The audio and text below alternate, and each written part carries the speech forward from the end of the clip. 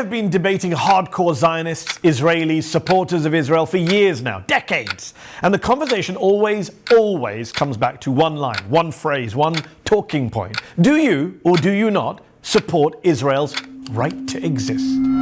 You've all heard that line before, right? It's the go-to move. If you don't support Israel's right to exist, you're an extremist, you're an anti-Semite, you want to wipe Israel and millions of Israeli Jews off the map.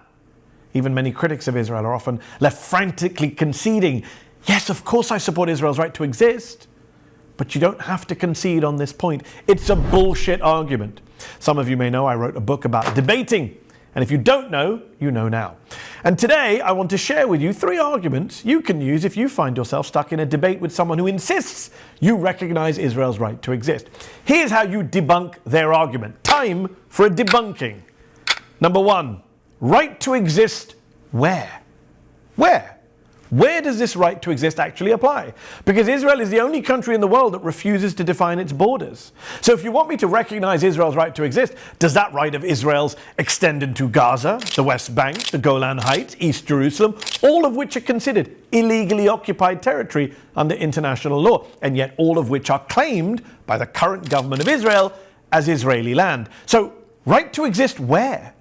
Number 2, what is this right to exist? Where does it come from? Because states don't have a right to exist. No such natural or legal right exists.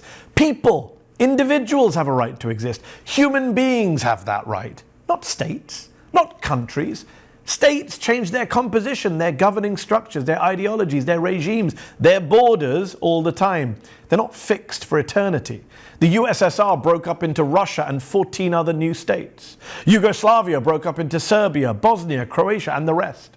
Czechoslovakia split into Slovakia and the Czech Republic. What happened to the USSR's right to exist, or Yugoslavia's, or Czechoslovakia's? I mean, think about it. Does the UK have a right to exist? And if so, does that mean Scotland, for example, can never vote for independence? Would we say to Scots who voted in a referendum to be independent from the UK, sorry, you can't leave? That would be going against the UK's right to exist. Of course not. People have rights, not states. To be clear, there is no right for countries to exist, nor for countries to continue to exist. None whatsoever.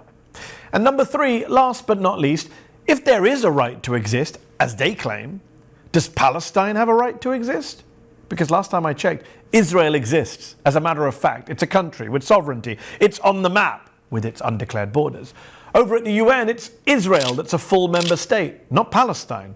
And it's the US, by the way, blocking Palestine's right to exist at the UN as a full sovereign member state. The idea that in a world where Israel is genociding the Palestinians in Gaza, ethnically cleansing them in the West Bank, and blocking their legal right to return from refugee camps across the region, the idea that in that world, Israel's right to exist is the one we should be concerned about, and not Palestine's, is both ridiculous and, let's be honest, racist.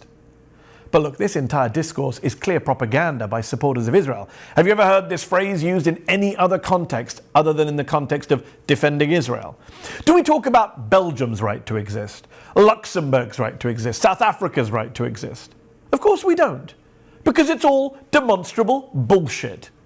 So don't be cowed when the right to exist gotcha is thrown in your face. Don't be browbeaten or intimidated or guilted into giving Israel a pass. That's what they want, a pass.